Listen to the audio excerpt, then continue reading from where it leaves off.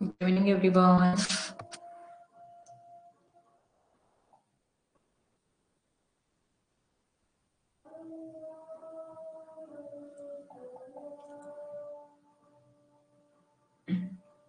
Good evening.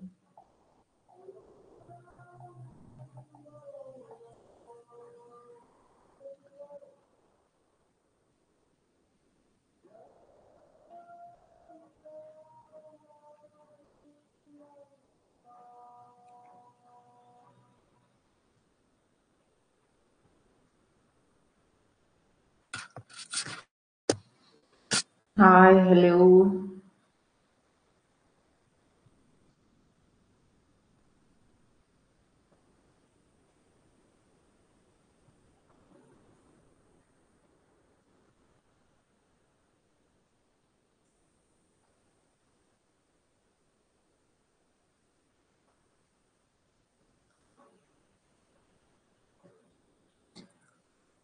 एक काम करा बरं विद्यार्थी मित्रांनो, तुमचे जे नाव चेंज करायचे आहेत ते जरा मेसेज मध्ये टाका बरं, तुमचे नाव काय आहेत तर, म्हणजे मी तुम्हाला चेंज करून देईल.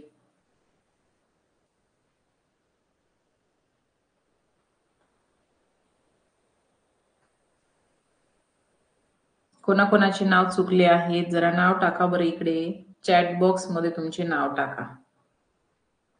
चॅट बॉक्स मध्ये तुमचे सर्वांनी स्वतःचे नाव टाका.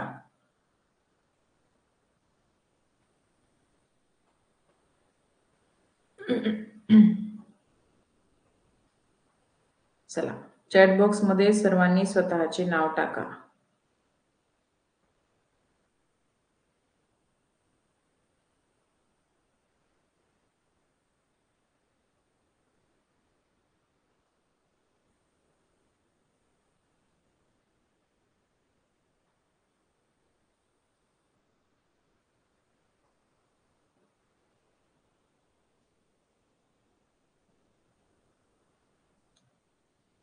सर्वांनी आपापले नाव टाका चॅटिंग मध्ये.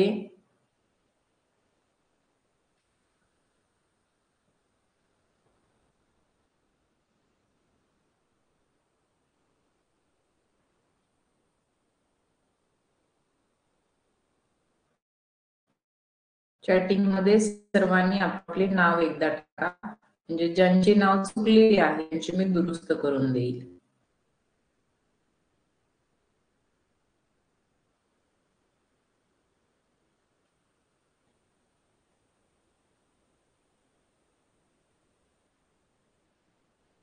झाले सर्वांचे?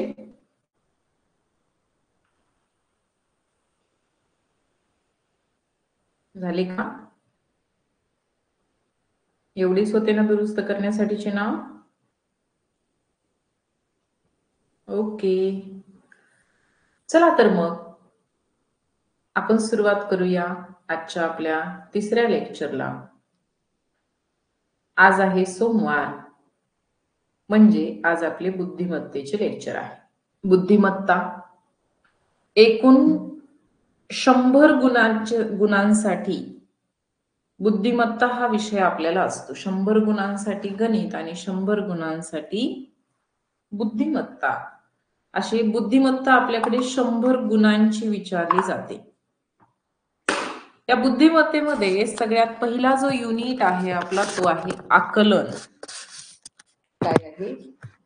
आकलन. आणि आकलन मध्ये सगळ्यात पहिला जो चॅप्टर आहे तो आहे सूचना पालन. याला आपण आकलन 1 सूचना पालन असे म्हणतो. आकलन 1 सूचना पालन. सर्वांनी हेडिंग टाकून घ्या. बुद्धिमत्तेच्या वहीमध्ये सुरुवात करा. बुद्धिमत्तेच्या वहीमध्ये सर्वांनी हेडिंग टाकून घ्या. ठीक आहे.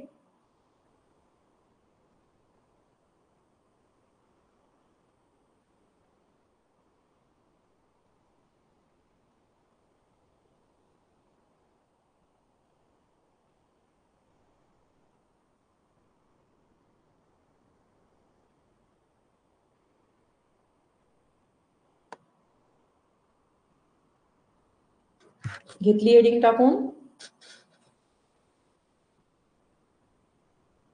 ओके, चला तर मग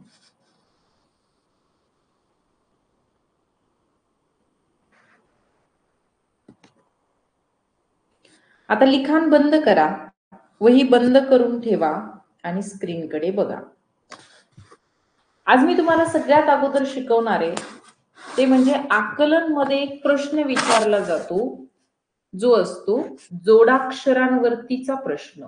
जोडाक्षरे, तुम्हाला काही शब्द दिले जातात आणि सांगितलं जातं की या दिलेल्या शब्दांमध्ये किती जोडाक्षरे आहेत ते शोधा, किंवा या दिलेल्या वाक्यामध्ये किती जोडाक्षर युक्त शब्द आहेत ते मोजा. म्हणजे जोडाक्षर नेमके कशाला म्हणायचे हे आपल्याला समजले पाहिजे. आता तुम्हाला सगळ्यांना माहितीये की आपण ज्यावेळेला असा शब्द लिहितो की नाही, म्हणून, तर याच्यामध्ये जोडाक्षर कोणते येते, तर म ला ह जोडले आहे म्हणून म हे या शब्दामधले जोडाक्षर झाले. याला म्हणतात जोडाक्षर. आणि या जोडाक्षरा या शब्दामध्ये, म्हणून या शब्दामध्ये एक जोडाक्षर आलेलं आहे म्हणून या शब्दाला म्हणतात जोडाक्षर युक्त शब्द. बरोबर. पण इथे पटकन समजते ना तुम्हाला की म ला ह जोडले म्हणजे हे जोडाक्षर आहे. बरोबर आहे. म ला ह जोडले म्हणजे जोडाक्षर आहे. अशा पद्धतीने समजा हे श आहे आणि याला य जोडले तर हे सुद्धा होते श, आणि श हे एक जोडाक्षर आहे. हे सांगण्याची गरज आहे का तुम्हाला, तर बिलकुल नाही, तुम्हाला माहिती आहे ऑलरेडी.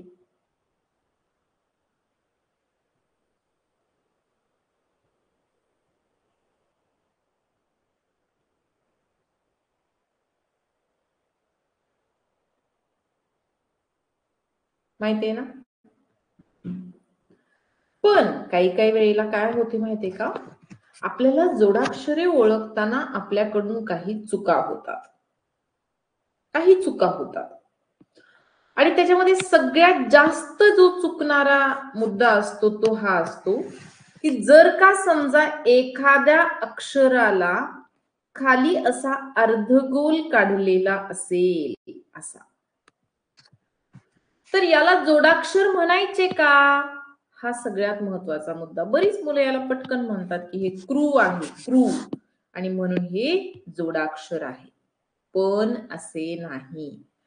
हा मुद्दा एकदम एकदम फिट करून ठेवायचा की कुठलंही एखादं अक्षर असेल आणि त्या अक्षराला असे जर का खाली त्याच्या पायाजवळ असे अर्धगोल काढलेला असेल, क्रू, प्रू, त्रू, मृ, अशा पद्धतीने, तर ते कधीही जोडाक्षर नसते. हे जोडाक्षर नाही, हे जोडाक्षर नाही. म्हणून इथे नियम सांगितलाय, कृपामधील कृ, वृत्तीमधील वृ, पृथामधील पृ ही जोडाक्षरे नाहीत. ही जोडाक्षरे आहेत का, तर ही कृ, वृ, पृ ही जोडाक्षरे नाहीत, असा मुद्दा आहे हा. आठवणीत राहील का सगळ्यांना.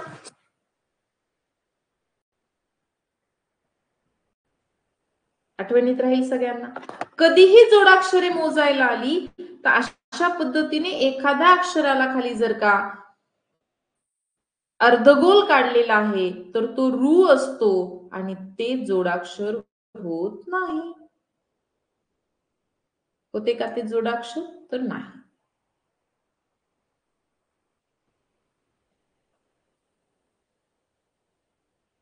ओके, चला मग हे एक वाक्य लिहून घ्या.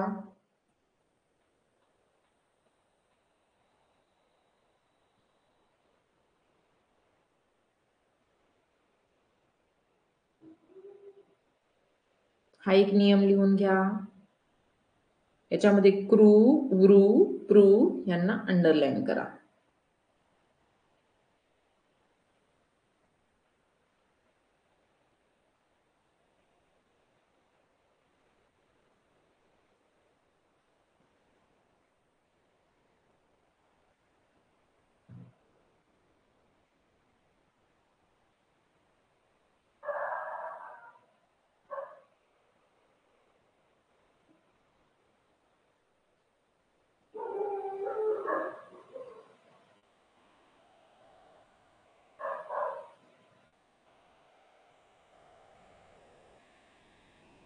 लिहिले.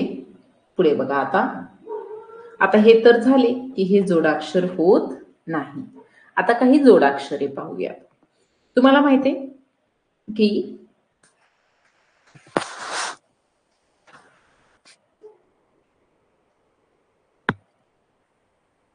हे बघा, र एखाद्या अक्षराला ज्या वेळेला र जोडले जाते, र हे अक्षर, तेव्हा र हे अक्षर 4 प्रकारे जोडले जाते. किती प्रकारे? 4 प्रकारे. पहिला काय प्रकार असतो माहितीये? पहिला प्रकार असतो ज्याच्यामध्ये हे पहा, कैर्या, र्या. हे जे आहे ना, हे काढलेले मी मध्ये आडवी रेष, ही आडवी रेष म्हणजे र आहे, र. कैर्या. बरोबर आहे. पुढे अजून एक असतो कर्क, कर्क. पुढे असतो ट्रक, ट्रक. आणि एक असतो प्रजा. ही अक्षरे अशी पाहिली आहेत का तुम्ही?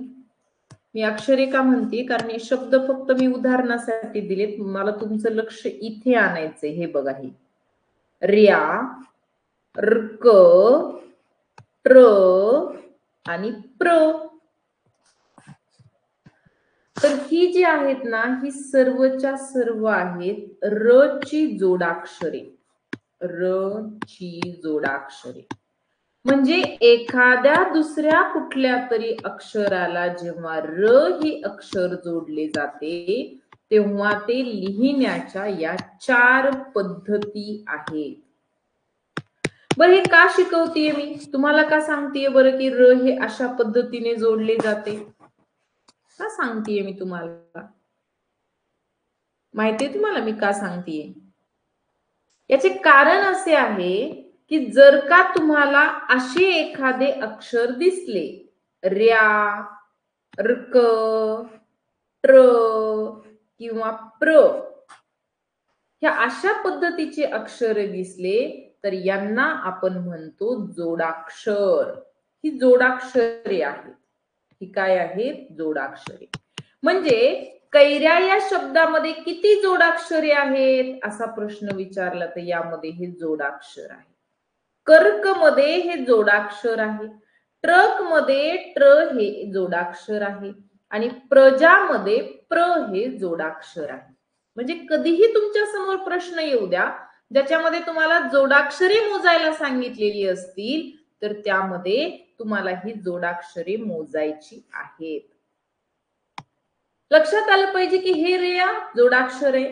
असं डोक्यावरती रफार काढलाय म्हणजे जोडाक्षर आहे. असं पोटामध्ये कोण काढलाय म्हणजे जोडाक्षर आहे. अशी पोटामध्ये रेष काढलीये म्हणजे जोडाक्षर आहे. ही सर्व जोडाक्षरे आहेत. याला र ची जोडाक्षरे नाही म्हटलं तरी चालेल, पण ही सर्व जोडाक्षरे आहेत हे मात्र आपल्याला माहित पाहिजे. ही सर्वच्या सर्व काय आहेत? जोडाक्षरे आहेत. अजून एक पुढचा मुद्दा, हे समजलं का की जर का अशा पद्धतीने लिहिलेली कोणती अक्षरे पाहायला भेटली तर त्यांना आपण जोडाक्षर म्हणतो. हे समजले सगळ्यांना? कैर्यामधील र्या, कर्क मधील म्हणजे आडवी रेष दिलेली असेल तर तो र असतो, डोक्यावरती रफार दिलेला असेल तो र असतो, पोटामध्ये कोण काढलेला असेल तरी तो र असतो आणि पोटामध्ये तिरकी रेष काढलेली असेल तरी पण तो र असतो. याला कैर्या, कर्क, ट्रक आणि प्रजा अशा पद्धतीने आपण उच्चार करतो. ही सर्व काय आहेत? जोडाक्षरे आहेत. आठवणीत राहील ना सगळ्यांना? कारण याच्यावरती लगेचच प्रश्न आहेत. बरं, अजून एक, अजून खूप महत्वाचं, खूप खूप खूप खूप खूप महत्वाचं काय, तर अशा पद्धतीने तुम्ही क्ष लिहिता. क्ष, क्ष माहितीये का? अ आ इ ई मधला म्हणजे मराठी वर्णमालेमधला क्ष हा अक्षर तुम्हाला माहितीये का? क्ष. आणि ज्ञ ही अक्षर तुम्हाला माहिती आहेत का? क्ष आणि ज्ञ.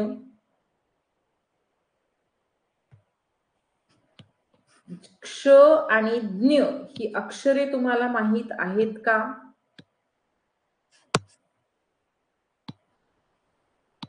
सांगा बरं. अ आ इ ई उ ऊ ए ए ओ औ आहा क ख ग घ ग च छ ज झ न ट ठ ड ढ न त थ द ध न प फ ब भ म य र ल व श श स ह ळ क्ष आणि ज्ञ आहेत ना. आणि तुम्हाला माहितीये यांची मज्जा काय? तर हे क्ष ना दिसायला एकच अक्षर दिसते, परंतु हे क्ष एक जोडाक्षर आहे. आणि हे ज्ञ सुद्धा एक जोडाक्षर आहे. म्हणजे समजा तुम्हाला असा शब्द दिला अक्षर आणि तुम्हाला विचारलं की याच्यामध्ये किती जोडाक्षरे आहेत?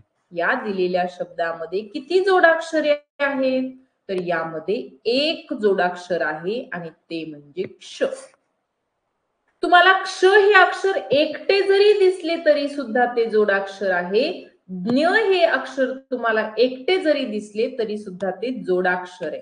म्हणून जोडाक्षरे मोजायला सांगितली तर क्ष आणि ज्ञ या दोघांना पण आपल्याला काय म्हणायचंय की ही जोडाक्षरे आहेत. काय आहेत ही? जोडाक्षरे. यांना मोजायचंय. क्ष हे एक जोडाक्षर आहे, ज्ञ हे एक जोडाक्षर आहे. आणि अजून थोडस बरं का, कधी कधी ना आपल्याला असं श्र लिहिलेलं दिसतं पहा, श्र. तर हे श्र सुद्धा ना एक जोडाक्षर असते. आपण म्हणतो ना श्री, श्रीमान, श्रीमती, तर त्याच्यामधले हे जे श्र असते ना, हे श्र सुद्धा एक जोडाक्षरच आहे. श्र. श्र काय आहे? जोडाक्षर आहे. तर ही सगळी जर का जोडाक्षरे आहेत असं तुम्हाला समजलं असेल तर लिहून घ्या. त्यानंतर आपण काय करूया? पुढे जाऊया आणि मग प्रश्न पाहणार आहोत आपण, बरं का.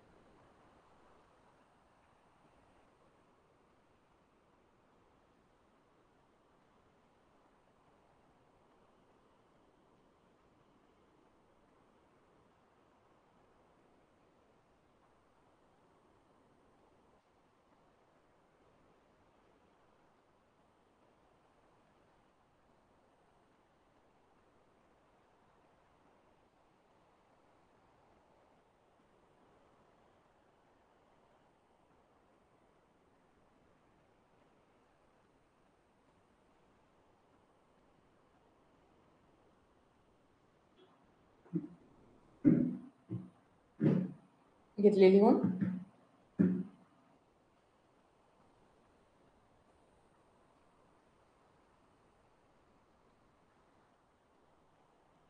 कंप्लीट? ओके. चला आता पुढे जाऊया. बघा हा, यावरती या चॅप्टर मध्ये म्हणजे सूचना पालन या चॅप्टर मध्ये कशा पद्धतीचे प्रश्न विचारले जातात.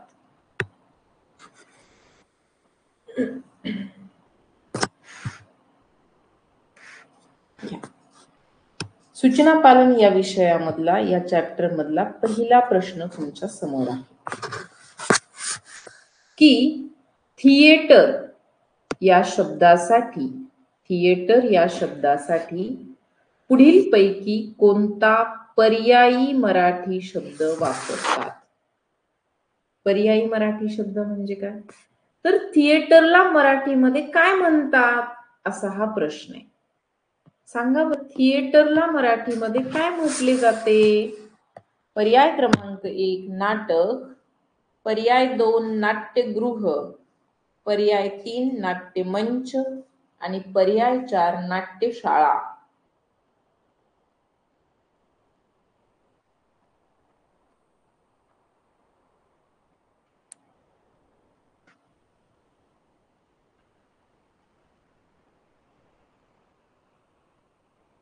अगदी बरोबर. माहितीये तुम्हाला तर थिएटर म्हणजे काय असते? तर थिएटरला मराठीमध्ये नाट्यगृह असे म्हणतात. काय म्हणतात? नाट्यगृह. छान. चला लिहून घ्या. लिहून घ्या सर्वांनी. प्रश्न लिहून घ्या. थिएटर या शब्दासाठी पुढीलपैकी कोणता पर्यायी मराठी शब्द वापरतात? तर तो आहे नाट्यगृह.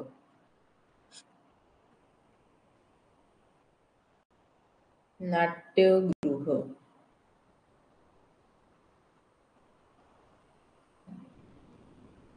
थिएटरसाठी मराठी मध्ये शब्द आहे नाट्यगृह.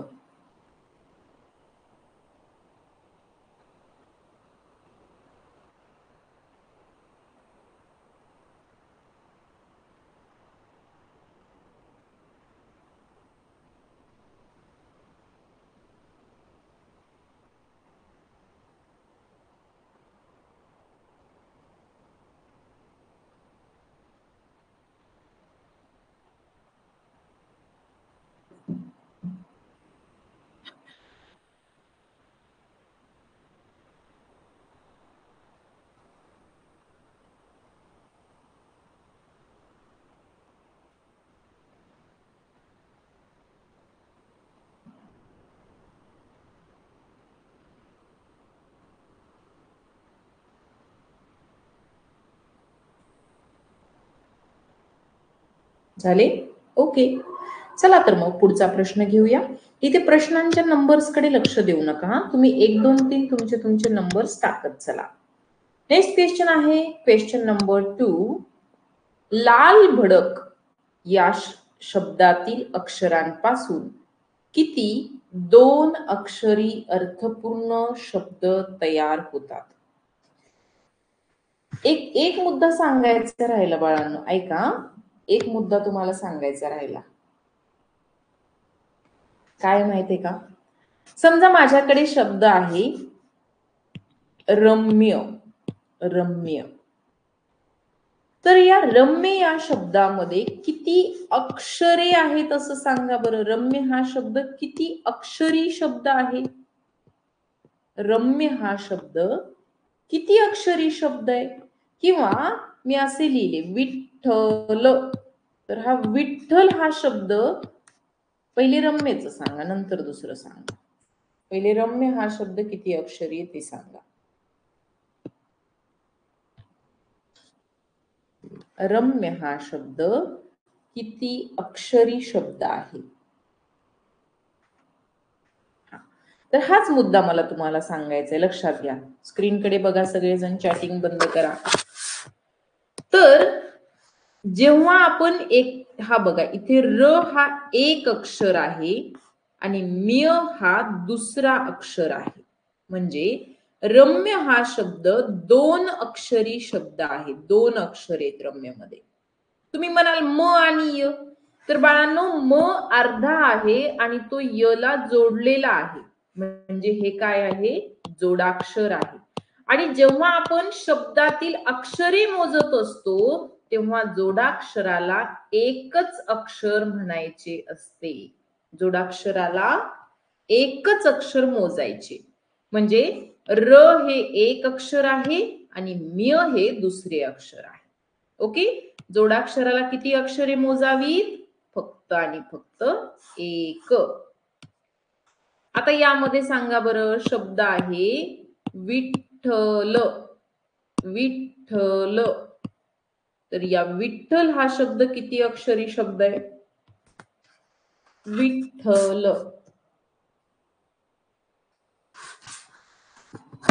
विठ्ठल हा शब्द किती अक्षरी शब्द आहे?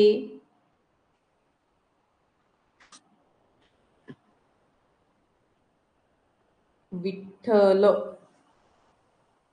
ज्यांचं उत्तर 3 आलेलं आहे ते सगळेजण बरोबर आहेत. का? कारण की बघा या ठिकाणी वी हे एक अक्षर आहे, ल हे दुसरे अक्षर आहे आणि हे ना असं जेव्हा लिहिलेलं असतं की नाही, ठ लिहिले त्या ठच्या असा पाय मोडला. हे बघा याला म्हणतात पाय मोडणे. ठचा पाय मोडला आणि त्याच्या पुढे दुसरा ठ लिहिला. तर हा जो पहिल्या अक्षराचा पाय मोडला जातो ना, त्याचा अर्थ हा अक्षर अर्धा केला जातो आणि तो पुढच्या अक्षराला जोडला जातो. म्हणजे ठ काय आहे, तो जोडाक्षर आहे. बघा ना, तुम्ही बोलून बघा बरं. आपण विठ्ठल म्हणतो का? विठ्ठल विठ्ठल नाही, विठ्ठल म्हणजे काय आहे, जोडाक्षर आहे. आणि म्हणून हे ठ हे जोडाक्षर असल्यामुळे यामध्ये एकूण 3च अक्षरे आहेत. वि, ठ आणि ल, अशी 3च अक्षरे यामध्ये आहेत. म्हणून हा शब्द आहे 3 अक्षरी शब्द. किती अक्षरी? 3 अक्षरी. ज्यांनी 4 म्हणले त्यांनी ठ ला आणि ठ ला वेगळं केलं. पण इथे 2 ठ नाहीयेत, तर दीडच ठ आहे, म्हणजे तो जोडाक्षर आहे. आता येऊया आपल्या प्रश्नाकडे. प्रश्न क्रमांक आहे 2. लाल भडक या शब्दातील अक्षरांपासून किती 2 अक्षरी शब्द तयार होतात? करा बरं तयार शब्द. लाल भडक या शब्दातील अक्षरे वापरा जशीच्या तशी आणि यापासून किती 2 अक्षरी शब्द तयार होतात ते सांगा. चला,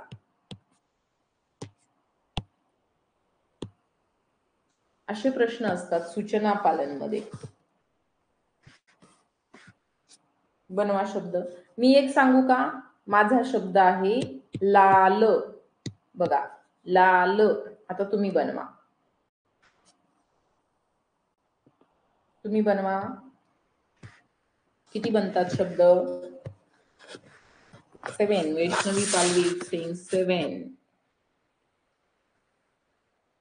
3, फक्त 3. अरे बापरे, नाही ग बेटा, 3 तर पर्यायच नाहीये. 8. बर, 8, 7, 8, 7 वरती आहेत सगळेजण. काही काही जणांना 5च भेटले आहेत. बरं, आपण शब्दांची यादी करूया, ठीक आहे? म्हणजे सर्वांना लक्षात येईल की कोणकोणते शब्द आहेत. हे बघा, लाल झाला. आता लाभ, पुन्हा लाड. बरोबर आहे? मी लिहिते हा इथे शब्द. लाल, लाभ, लाड. पुढे काय अजून?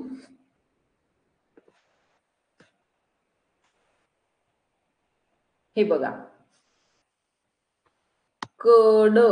कड म्हणतो ना आपण, त्या कडेला बसू नको, म्हणजे कड. त्यानंतर लड.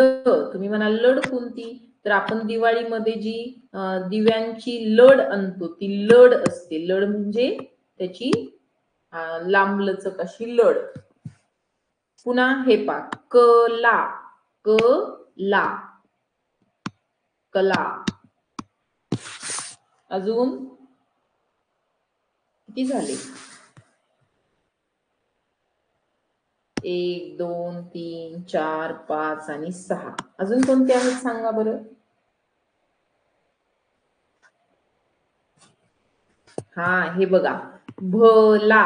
भला हा एक शब्द झाला. अजून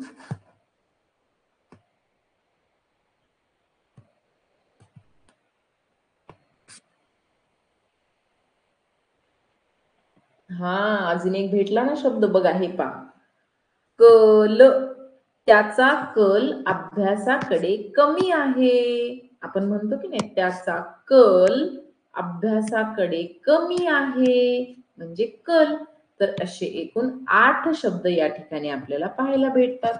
म्हणजे लाल भडक या शब्दामध्ये 8 2 अक्षरी शब्द तयार होतात. 8 2 अक्षरी शब्द.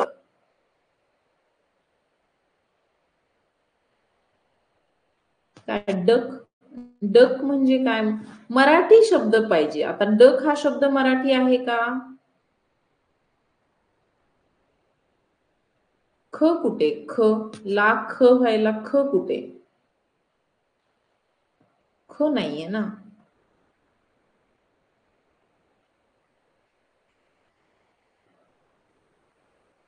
लक हा शब्द इंग्रजी आहे. बदक हा शब्द द नाहीच आहे लाल भडक मध्ये. मराठी शब्द पाहिजे. भल हा शब्द नसतो. भल म्हणजे काय? भल म्हणजे काहीच नाही.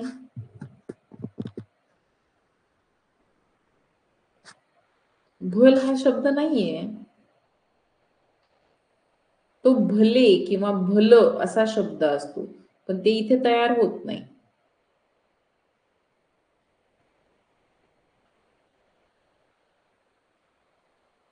लाख नसतं बेटा, लाख असतं.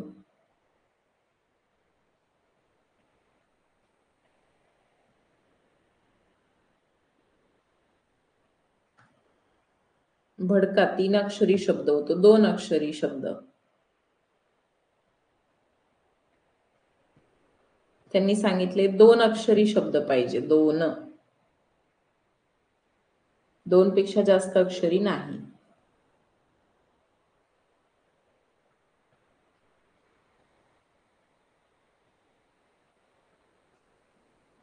चालेल? आले ना मग उत्तर 3? Option number 3 8. आणि मगाशी काही जणांनी ऑप्शन नंबर 3 टाकले असणार. मला असं वाटलं की त्यांनी 3 कसं काय सांगितलं.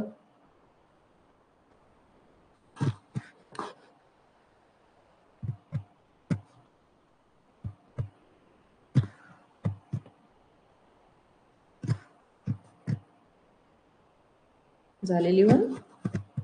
शब्द लिहून घ्या बरं, नंतर मग आठवणीत नाही राहणार.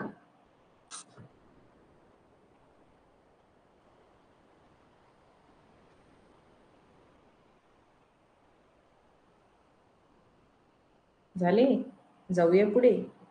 ओके. पुढचा प्रश्न आहे छ भ.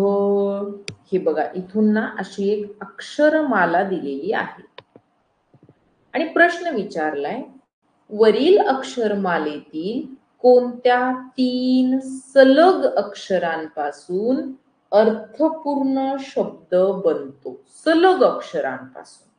पर्याय क्रमांक 1 क प ट, पर्याय 2 ल च क, पर्याय 3 प व न आणि पर्याय 4 स ट क.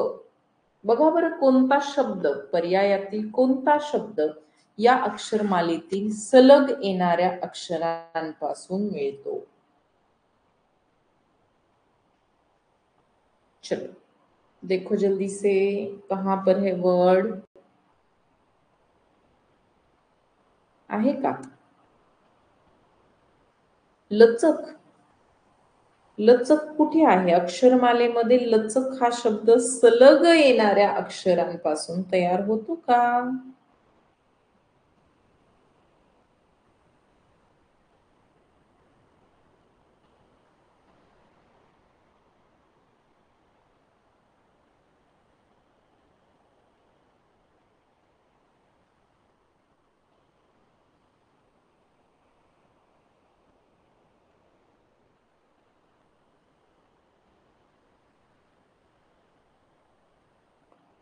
नाही, कप.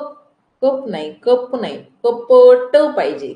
कारण 3 अक्षरी, 3 अक्षरांपासून, सलग येणाऱ्या 3 अक्षरांपासून. पर्याय काय आहेत?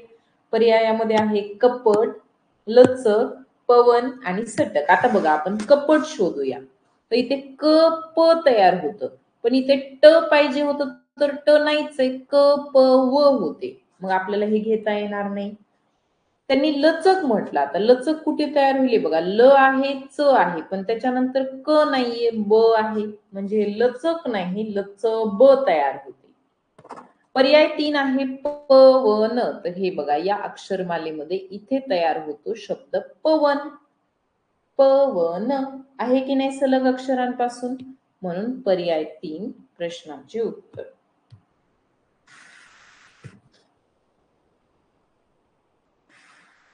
घ्या लिहून. चला, सलग येणाऱ्या अक्षरांपासून म्हटलं होतं, त्याच्यामुळे सलग येणारी अक्षरे फक्त प व आणि न ही 3च भेटली. बाकी कुठे सलग येणाऱ्या अक्षरांपासून शब्द तयारच होत नाही. आणि तो सुद्धा अर्थपूर्ण शब्द पाहिजे. मग पवन शब्दाचा काय अर्थ असतो तुम्हाला माहितीये का? पवन म्हणजे काय?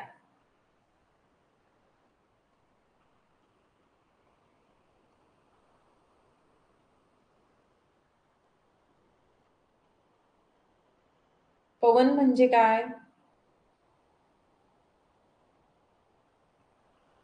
वारा. बरोबर. म्हणजे अर्थपूर्ण शब्द आहे की नाही हा?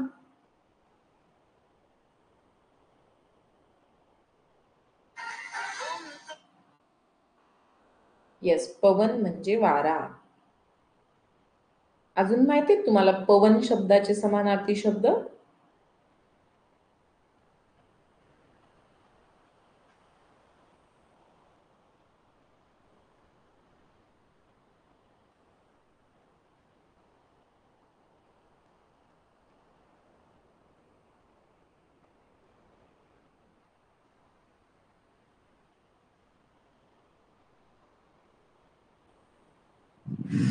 पवन, वारा, वात.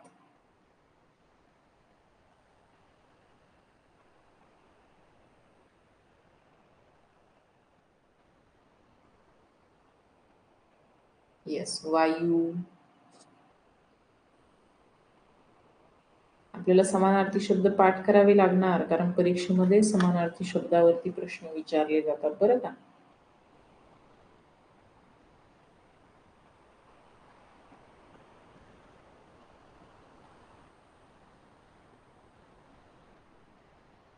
चला, झाली लिहून?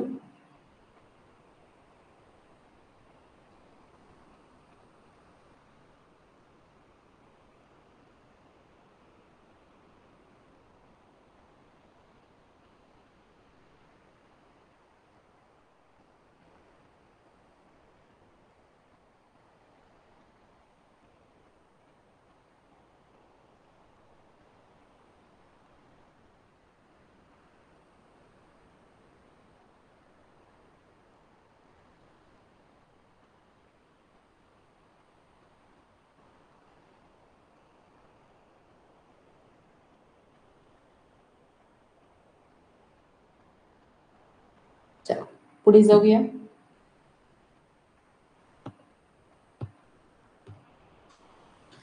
प्रश्न पुढचा.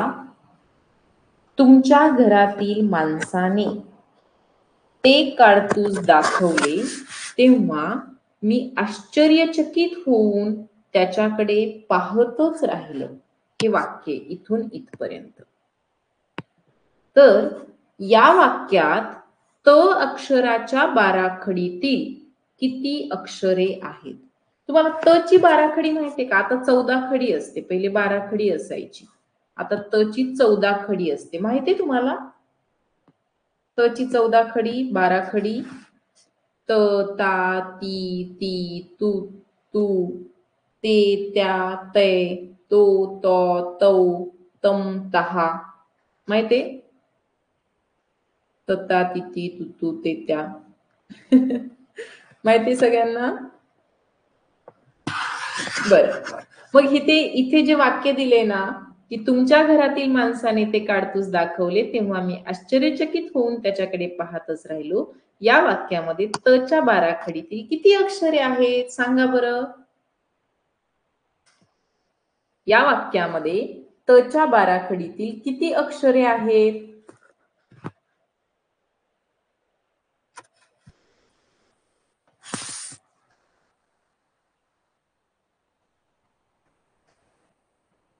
या वाक्यामध्ये तच्या बाराखडीतील किती अक्षरे आहेत? बघा, प्रयत्न करून सोडवा.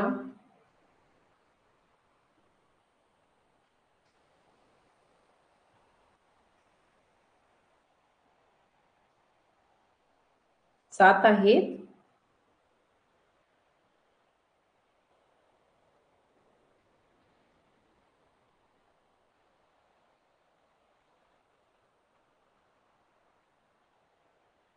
सात. तच्या बाराखडीतील किती अक्षरे आहेत? बघा, जरासं लक्ष द्या. बुद्धिमत्तेमध्ये प्रश्न जरी दिसायला सोपे असले तरी सुद्धा ते प्रश्न अगदी ट्रिकी असतात, त्याच्यामध्ये कुठेतरी चुकण्याचे चान्स असतात. कशा पद्धतीने प्रश्न सोडवायचा बघा. तर या वाक्यामध्ये मला कुठे कुठे तच्या बाराखडीतील अक्षरे दिसतात. तर बघा, इथे दिसते तू. तू हे तच्या बाराखडीतील अक्षर आहे. तू.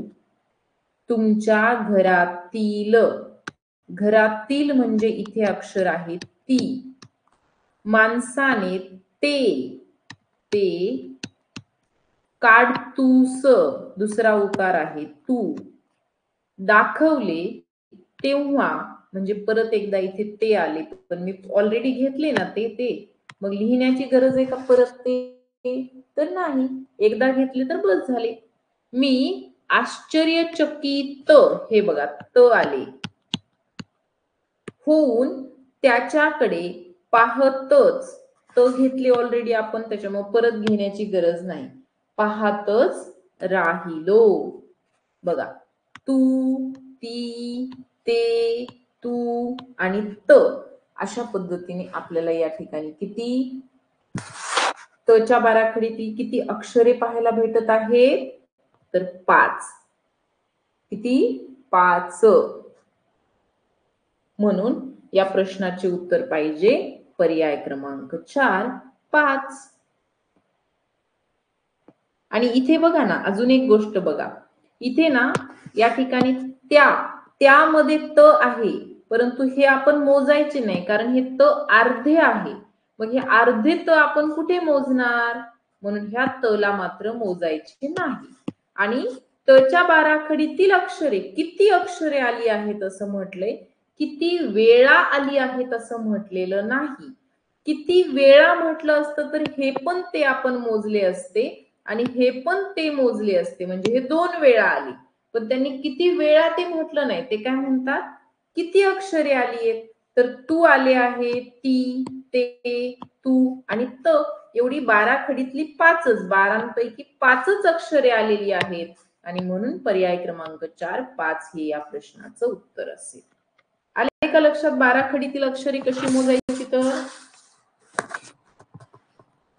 बाराखडीतील अक्षरे कशी मोजायची ती लक्षात आले का?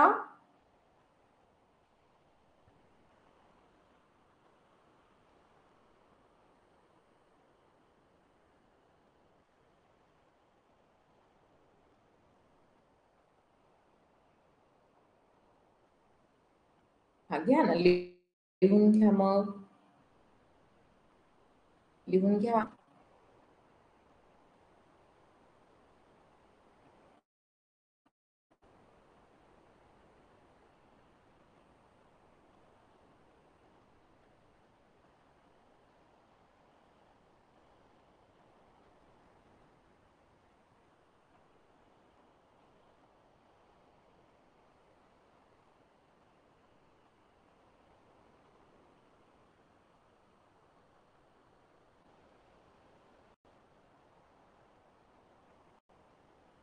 पर्याय क्रमांक 4, 5 हे प्रश्नाचे उत्तर आहे.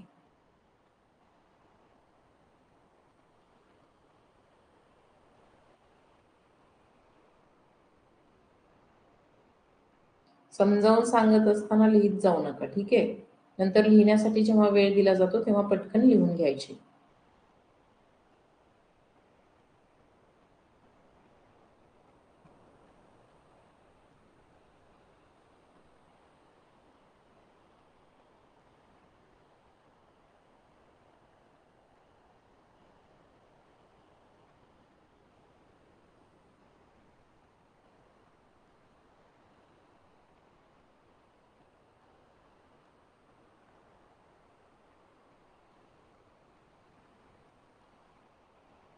पर्याय 5 नाही, पर्याय 4, उत्तर 5. 5वा पर्याय भेटतच नाही आपल्याला.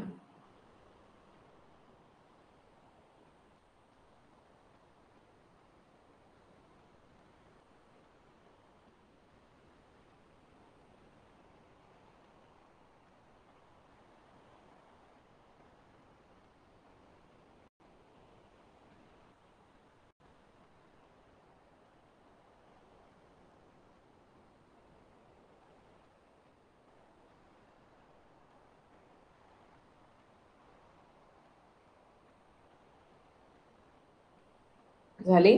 जाऊया पुढे. चला, पुढचा प्रश्न घ्या. प्रश्न क्रमांक आहे 17. 17 नाही, सॉरी, नेक्स्ट क्वेश्चन. तुम्हाला माहिती आहे की कितवा प्रश्न आहे. पुढील प्रश्न आहे, विशा कविता रचतो. विशा विशा कविता कशा रेटतो हे वाक्य आपल्याला दिलेलं आहे. बरोबर आहे. इथून इथपर्यंत एक वाक्य आणि विचारले प्रत्येकी 2 वेळा आलेली अक्षरे कोणती. अक्षरे आणि शब्द याच्यामध्ये फरक असतो बरं का. समजा या ठिकाणी असं एक मी लिहिलं तर हा शब्द काय आहे तर शब्द आहे सफल. हा शब्द आहे सफल आणि अक्षरे म्हटली तर स हे एक अक्षर आहे, फ एक अक्षर आहे आणि ल हे एक अक्षर आहे. म्हणजे अक्षर आणि शब्दामध्ये फरक असतो. मग त्यांनी सांगितलं की हे जे वाक्य दिलेले आहे या वाक्यामध्ये प्रत्येकी 2 वेळा आलेली अक्षरे कोणती. आणि या ठिकाणी आपल्याला पर्याय दिलेले आहेत. पर्याय 1 आहे वि शा क, पर्याय 2 ता वि क, पर्याय 3 च क वि, पर्याय 4 क ता शा आणि वि. दोनदाच आलेली पाहिजेत या वाक्यामध्ये ती अक्षरे प्रत्येकी 2च वेळा आलेली हवीत. बघा बरं या ठिकाणी दिलेली अक्षरे या वाक्यामध्ये किती वेळा आली आहेत ते मोजा आणि मला उत्तर सांगा.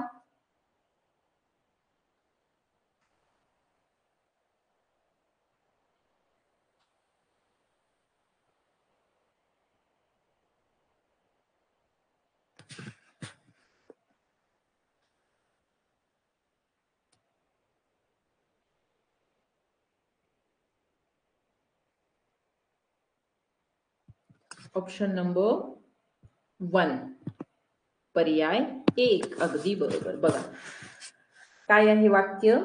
वाक्य आहे विशा कविता कशा रचतो. आता बघा हा यामध्ये वी हे अक्षर वी आणि वी दोनदा आले आहे. त्यानंतर शा शा आणि शा 2 वेळा आले आहे आणि क हे पा इथे पण क आले आहे आणि इथे पण क आले आहे. म्हणजे वी शा आणि क ही अक्षरे या वाक्यामध्ये प्रत्येकी 2 वेळा आलेली आहे. म्हणून पर्याय क्रमांक 1 हे या प्रश्नाचे उत्तर. अडचण कोणाला काही. मोजून पाहिल्यानंतर 2 वेळेला दिसतायत ना आपल्याला ही अक्षरे.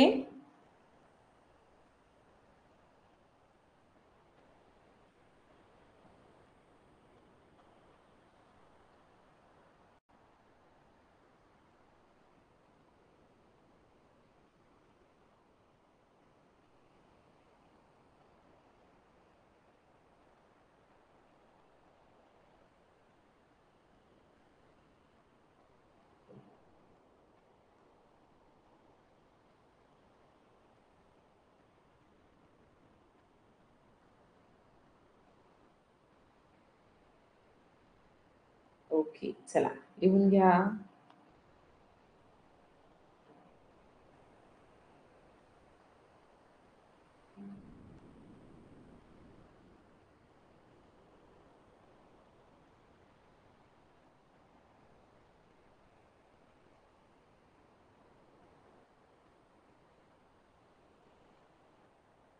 लिहून झाल्यानंतर मेसेज करा.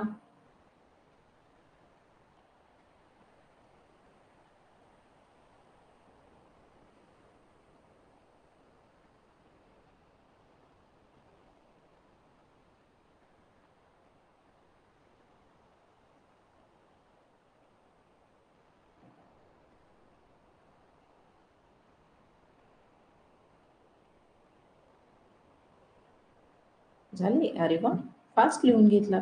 पुढचा प्रश्न आहे. प्रश्न रक्तस्राव नैऋत्य प्रमाणबद्ध कर्तव्य श्रद्धास्थान द्रुतगती आणि भूतदया या शब्दांमध्ये एकूण किती जोडाक्षरे आलेली आहेत. बघा माझ्या आवडीचा प्रश्न. मगाशी जे आपण बेसिक शिकलो ते या प्रश्नाकरता होते. जर का समजा दिलेल्या वाक्यामधली जोडाक्षरे मोजायची असती तर मग ती किती कशी मोजायची तर मगाशीचे नियम आठवा आणि आता मोजून दाखवा की या ठिकाणी किती जोडाक्षरे आहेत. जोडाक्षरे विचारले बरं का, जोडाक्षरयुक्त शब्द नाही, जोडाक्षरे.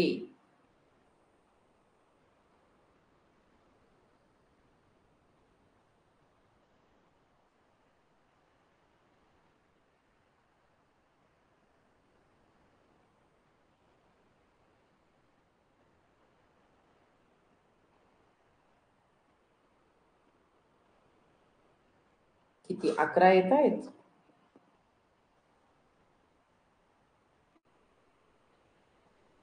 10 येत आहे. बरं. 12 पण आलेत राजवीरचे. बरं.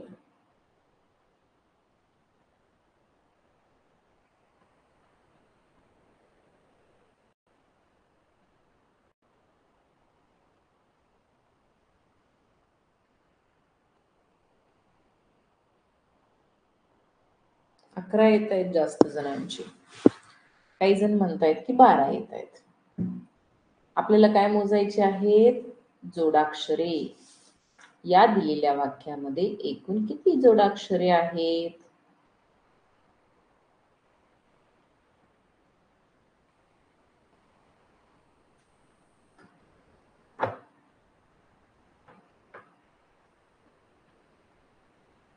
दाखवू मोजून?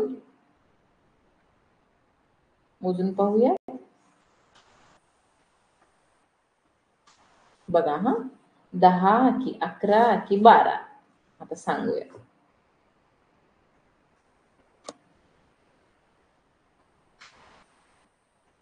बघा कोणकोणती जोडाक्षरे आहेत ते मी तुम्हाला सांगते. पहिले जोडाक्षर आहे त. त क अर्धे आहे आणि त्या क ला जोडले आहे त. रक्त मधील त हे एक जोडाक्षर आहे. त्याच्यानंतर येते स्त्रा. स्त्रा म्हणजे याच्यामध्ये स, त आणि र या सगळ्यांचं मिळून जोडाक्षर तयार झालेले आहे, स्त्रा. आता बघा पुढे आहे त्य. त्य नंतर प्र, नंतर ध. ध पुढे आहे त वरती रफार असलेला त. नंतर येते व्य, पुन्हा श्र, धा, नंतर येते स्था आणि नंतर येते द्रु. ही जोडाक्षरे आपल्याला इथे पाहायला भेटतात. मोजा. 1 2 3 4 5 6 7 8 9 10 आणि 11. किती जोडाक्षरे आली आहेत?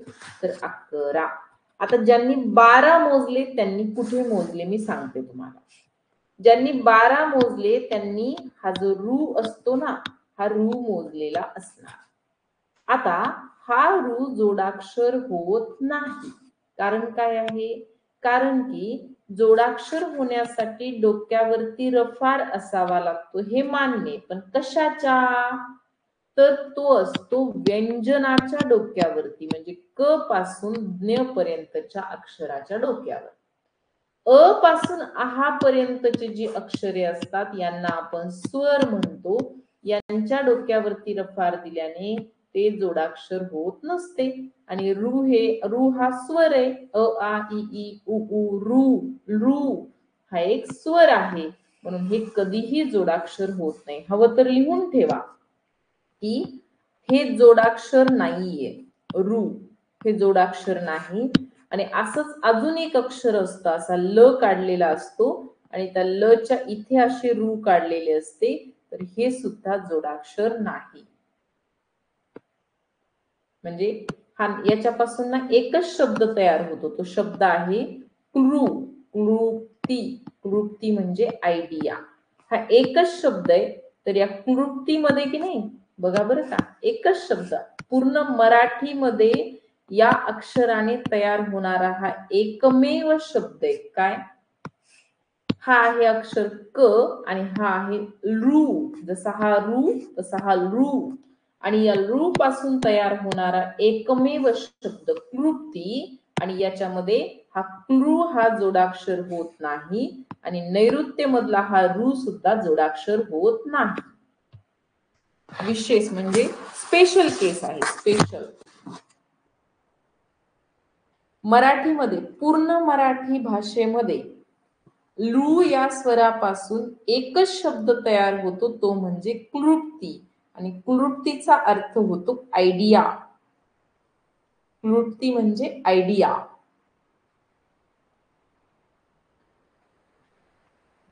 हा जो स्वर आहे ना लू, हा आता मराठी भाषेमधून निघून जाणार काही दिवसांनी. कशामुळे माहितीये का? कारण की तुम्हाला माहितीये का, पहिले आ ई याच्यामध्ये ना ऍ आणि अ हे स्वर नव्हते, ही अक्षरे नव्हती. आ ई उ ऊ, ए ऐ ओ औ अम आणि आ एवढे 12 स्वर असायचे, 12 खडीच असायची. आता त्याच्यामध्ये ऍ आणि अ हे इंग्रजी मधले 2 अक्षर आणून ऍड केलेत. कशामुळे? कारण की आपण मराठी बोलताना त्या इंग्रजीच्या अक्षरांचा नेहमीच वापर करतो. ऍपल, फॅन, बॅट, बघा सगळीकडे ते ऍ वापरलं जातं. म्हणून त्यांना मराठीमध्ये आणलं. आता मराठीमध्ये हा जो लू हा स्वर आहे की नाही, लू हा लू स्वर वापरातच येत नाही. पूर्ण मराठी भाषेमध्ये याच्यापासून एकच शब्द तयार होतो, तो म्हणजे क्लृप्ती. त्याच्यामुळे काही दिवसांनी काय होणार माहितीये का, मराठी वर्णमालेमधून हा लू स्वर काढून टाकला जाणार. बघा आहे की नाही मजेशीर. आपण मराठी भाषा बोलतो, पण आपल्याला हे सगळं काही याच्या बाबतीमध्ये फारसं माहित नसतं.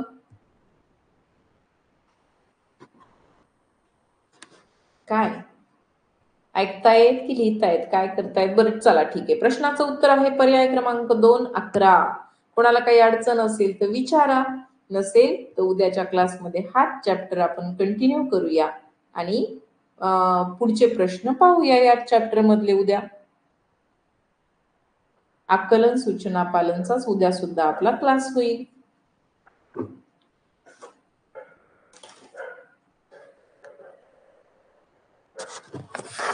चालेल. तर मग आज लिहून घ्या आणि लिहून झाल्यानंतर लेफ्ट झाले तरी चालेल. आज आपण थांबूया इकडे. कोणाला काही अडचण असेल तर बोला.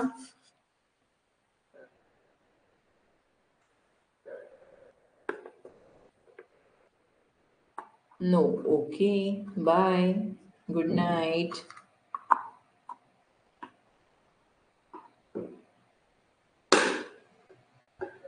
Good night.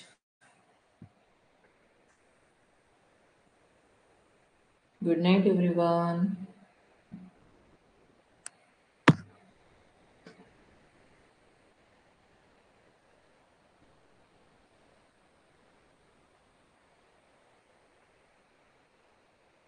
Good night.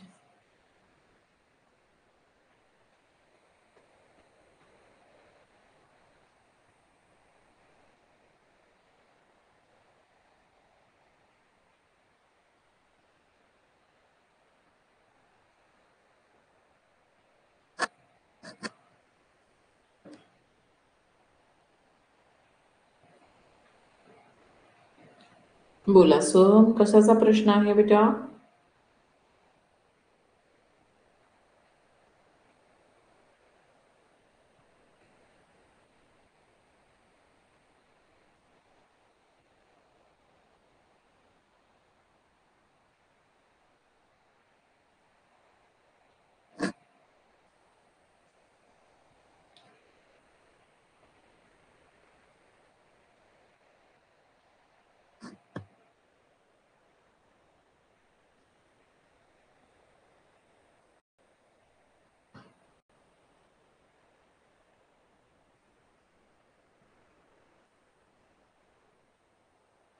English medium school student होय, Marathi subject. English medium school students.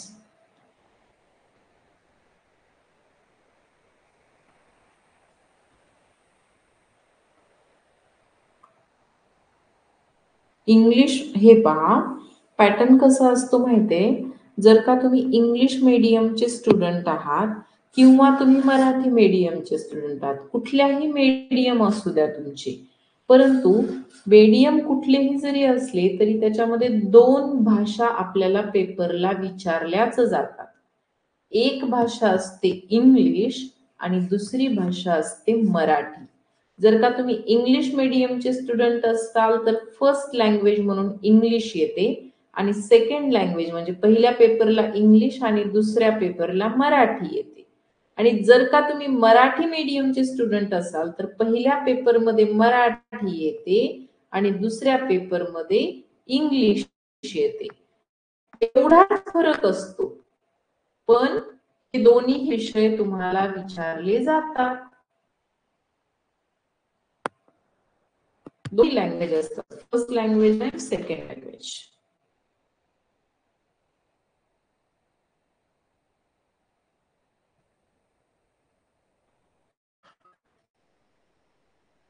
तुम्ही इंग्लिश मीडियमचे स्टुडंट असाल तरी सुद्धा 50 मार्कांसाठीचा मराठीचा पेपर तुम्हाला द्यावाच लागतो. तुम्ही मराठी मीडियमचे स्टुडंट असाल तरी इंग्लिशचा 50 मार्काचा व कंपल्सरी असते. कंपल्सरी पेपरचा पॅटर्नच तो असतो, फर्स्ट लँग्वेज आणि सेकंड लँग्वेज. त्याच्यामुळे 2 लँग्वेज कंपल्सरी तुम्हाला यामध्ये ऍड कराव्या लागतात. त्यामुळे मराठी आणि इंग्लिश कंपल्सरीच असतात. फक्त फरक काय होतो, फर्स्ट लँग्वेज की सेकंड लँग्वेज. आणि बुद्धिमत्ता आणि गणिताच्या बाबतीत तर अगदी सेम टू सेम प्रश्न विचारलेले असतात. हे पहा, आता या ठिकाणी आपल्या ज्या सगळ्या बॅचेस असतात ते इंग्लिश प्लस मराठी म्हणजे कंबाईन बॅचेस असतात, तर हा इंग्लिशचा प्रश्न असतो. Which word would be the third if we arrange the following words alphabetically. मग यांना अल्फाबेटिकली अरेंज करा आणि तिसऱ्या नंबरवरती कोणता शब्द येतो तो चूज करा. अशा पद्धतीने हे शब्द असतात. हे बघा, how do they play in this sentence, which letter occur twice each. आता इथे पण ट्वाइसच विचारले, 2 वेळा असणारा अक्षर. इथे पण ट्वाइसच विचारले, 2 वेळा येणारा अक्षर. फक्त प्रश्न इथे मराठीत आहे आणि इथे इंग्लिश मध्ये, पण बाकी प्रश्न सेम आहे. अशा पद्धतीने बुद्धिमत्ता आणि याचे प्रश्न सेम असतात. फक्त लँग्वेज चेंज होते, परंतु प्रश्न तोच राहतो.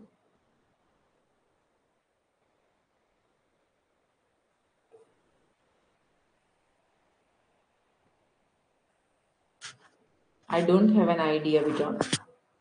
I know that there are 2 languages, first and second, but don't know about other languages. Maybe असावेत other language सुद्धा.